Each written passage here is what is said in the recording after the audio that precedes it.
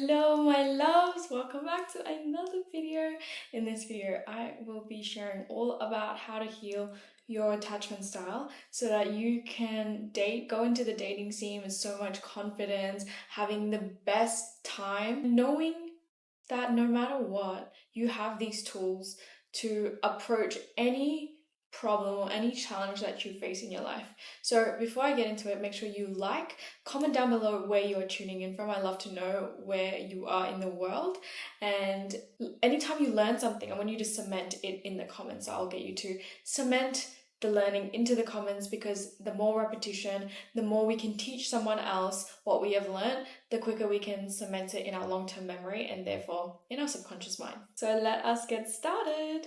You want to first heal your anxious attachment style. If you know that you're someone that needs external validation, you get really anxious if you like someone, and you get really anxious if they don't text you back. If you're someone that gets really jealous, for example, like they talk about the ex, or they talk about someone from their work and you feel quite jealous about it. Maybe you're someone that needs them to tell you consistently how they feel about you. Otherwise, you don't feel loved and you feel very anxious within. Especially when you're starting the dating stages and you feel really anxious and you run these negative thought patterns of, oh my God, what have I done? Oh my God, I feel so insecure. I'm not good enough, etc., etc. So first and foremost, I really need you to heal your abandonment wounds. You have to look within, and you can do this through a number of different modalities.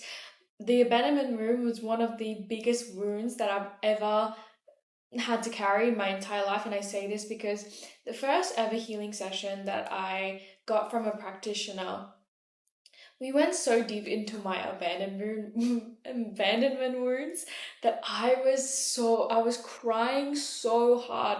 I was crying as if that I was experiencing the worst grief of my life. And because of that, I liberated years and years of repressed and suppressed emotions in my body. So we know that the body keeps the score, the body holds trauma. Whenever you hold down and push down an emotion and you don't allow yourself to feel, and that's why, stress causes physical ailments, and anytime you get a sore back, or anytime you get digestive issues, or anything that is coming out in your physical body, it's a sign of some of your emotional body needing to be looked at. So whether that's shame and guilt or fear or anger that's not been processed, we need to process it and we need to release it from the body. This is work that I offer, by the way, in my one-on-one spaces. If you want a healing session, you can always message me on Instagram. I do some deep subconscious physical, mental, emotional, spiritual healing, which will allow you to heal and release that stuck energy from your body, the abandonment wounds, so that it doesn't leave any sort of intense feeling within you. Another way you can do this is through inner child work. So inner child work really looks like getting in a meditative state, going back to those times of when you were a little girl and getting to the root cause of maybe when you first created that story, created that belief, that trauma happened, or that belief happened. And it doesn't need to be a big trauma. It can be something as little as, I have to tell you this story actually, because last night it was incredible.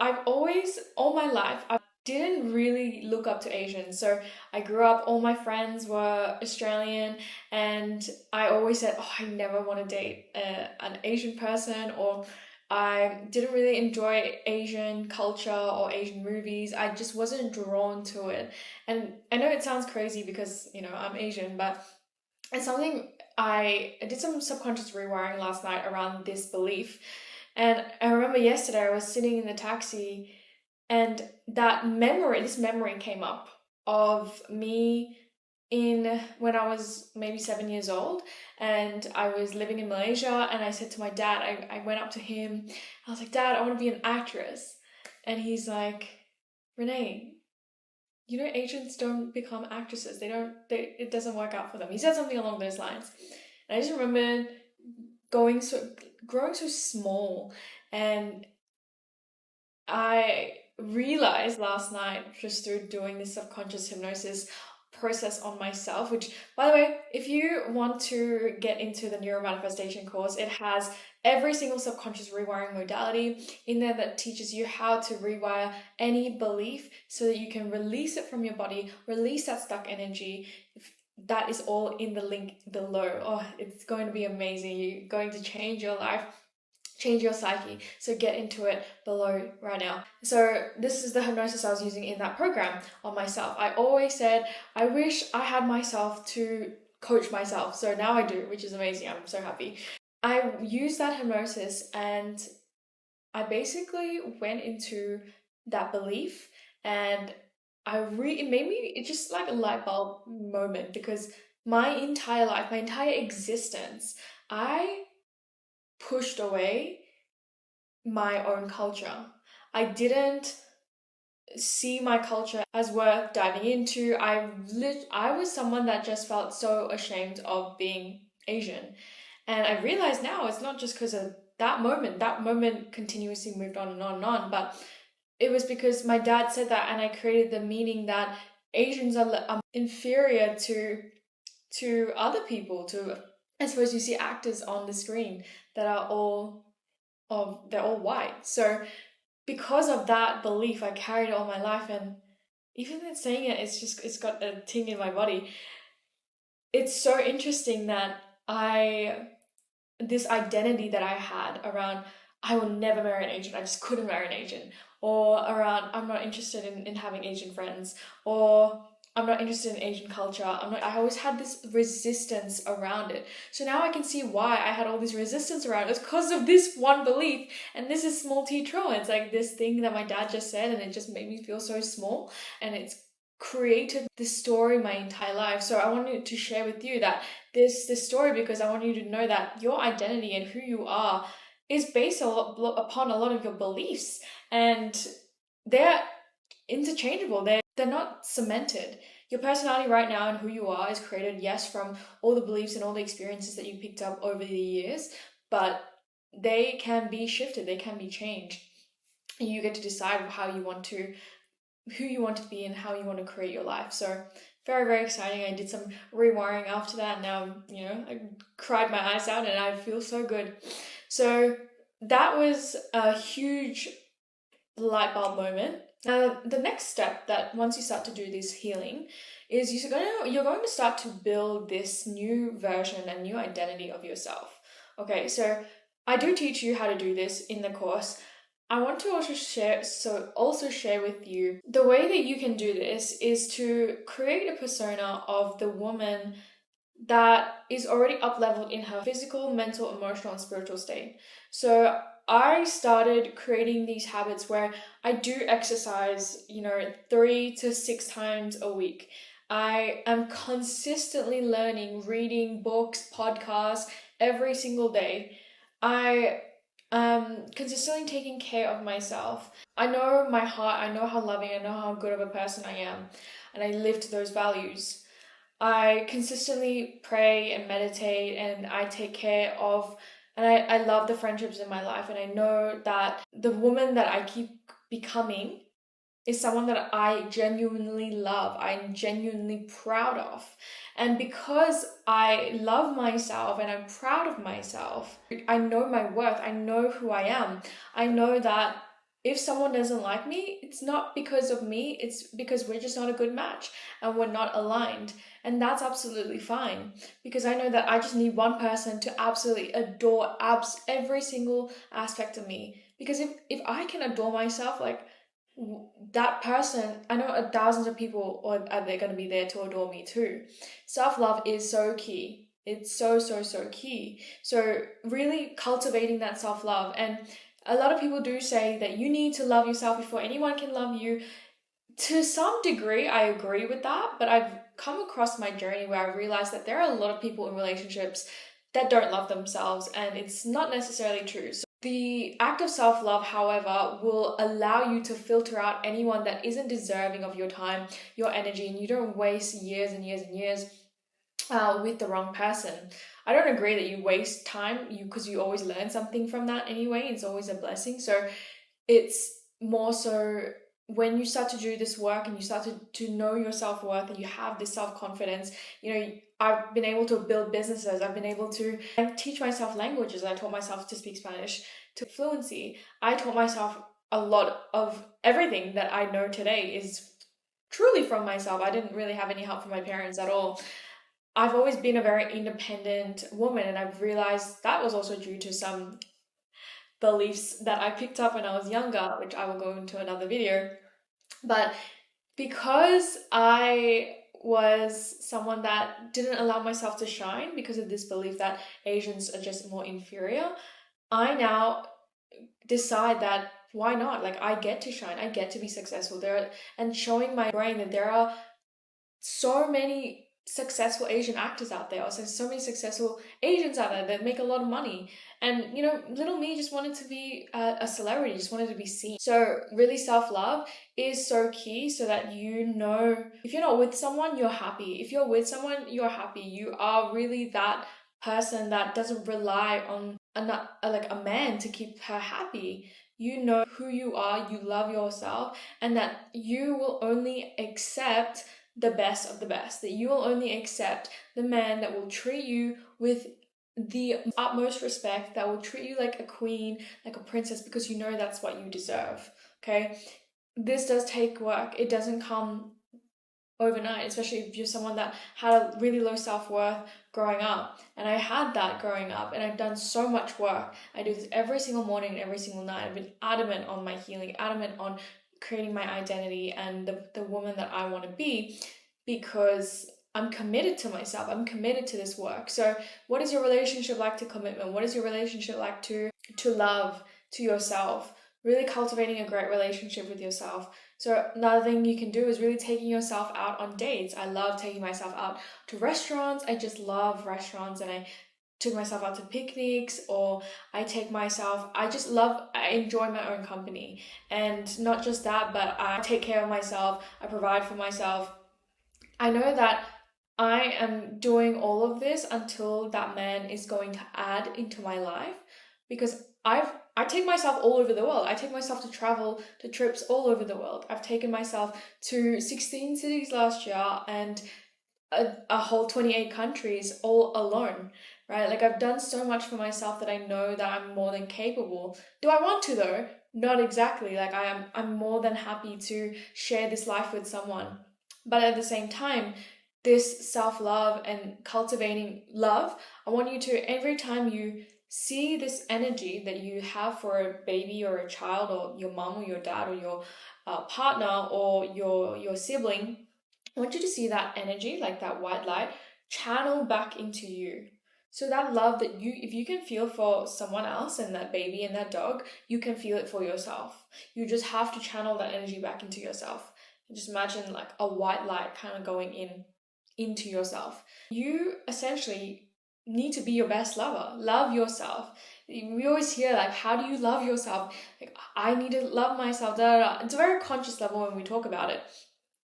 That's why I can't stress enough about the subconscious, because if you keep programming yourself to love yourself, like, I love myself, I genuinely just love myself. I love the way my hair looks, I love the way my face looks because I take care of myself. I started doing all the physical aspects. Like, I started dressing better, and I put on my best makeup and my best jewelry, and I treat myself with respect. But there was something that was still not within me, that just didn't love myself. I still felt ashamed about certain aspects about myself. So those things, those emotions, you really do have to clear it at a subconscious level, because the foundation of your self-worth is going to be then your self-confidence. Then that way, anything external, so your accolades, your titles, someone says something to you, or they don't say something to you, they're in your life, out of your life, then that's not dictated by how you feel. So for example, if you're someone that feels sad, that feels like you give your power away to external sources, for example, how someone treats you, how much money you make, what this person's in your life or not in your life, if you let those external circumstances dictate how you feel within, you're always going to lose. You're always going to give your power away to someone external outside of you, as opposed to when you have the foundation within, I love myself when I look like shit. I love myself when I'm literally no makeup, my hair looks like crap, I am greasy, I haven't showered. I still love myself. If I'm obsessed with myself, then I know I'm so excited for when a man can be obsessed with me when I look my worst, because I can love myself when I look my worst. So it's just that aspect of not giving your power away to the external. Once you created that foundation within of, I accept myself and I love myself just as the way I am. And you can do this actually today. It's a lie that you need to do all this work. You can actually just accept and forgive yourself today. Obviously, when there's so much resistance and so much emotion and heaviness in the energy in our body, it becomes harder to really love and accept ourselves. So it's easier said than done. But if you do the work to release resistance and you do the work, like getting into the neuromanifestation manifestation program, you clear out and release all these emotions from the body, this stuck energy, it will become easier to love and accept yourself. It will become easier to tell yourself, I love and I accept myself. And I truly can feel it in my cells. Every single cell in my body tells myself that I can love and accept myself. I cannot stress enough about the liberation of emotions, about crying, about allowing emotions to flow through you, because the more you allow your emotions to flow through you, the more you'll be able to lift higher towards your higher self, vibrate higher. Because I've spoken about the map of consciousness numerous times, but if you want, I can definitely go through it again. And I will link the video in the bottom so that you can find that video. But if you know that in your energy that you're carrying a lot of shame and guilt, you need to liberate them. And the more you liberate these emotions, the quicker you'll be able to reach your manifestations, reach the higher version of yourself. And as you start to release those emotions, what will happen is that you'll feel lighter. You'll feel like you can reach your goals. There is no resistance between where you are now and where you want to be, because then you feel free to take action. You feel lighter to just go. There's no more care in the world. You just go. You just take action. You just go. This is exactly how I've been able to become more secure within myself. And don't get me wrong, there are days where I do feel a little bit deep down that negative thought pattern does come up, but then I just shut it down with something else and I tell myself something else, and then I just keep focusing back on myself. And you want to keep having this energy of focusing back on yourself, focusing that energy back on yourself. That empowered energy is so magnetic, because you don't care about anyone else outside of you. The more you can focus the energy back into yourself, the more you stay in your own lane, you love yourself. And then until that person shows you that they deserve to be in your life with your time, for you to expend your time and energy to them, that's when you give them your time and energy. But otherwise, you work on you. You love yourself. You go to the gym, you take care of your body, you read books, you listen to podcasts, you fill up your mind, you do your healing work, you make your own money, you start your own business, right? Have that life for yourself. That makes you so incredibly magnetic. And as you start to do the healing work and the inner work, the more you will lift up towards your higher self. They always talk about you need to feel good and be high vibe all the time. Well, this is how you do it. You don't do it by forcing yourself to feel good. You do it by releasing the negative emotions. All right, I'm telling you the secret here. My love, this is all for today. I love you so much. Thank you for investing your time. Make sure to check out the Neuro Manifestation course below, or you can watch the free masterclass.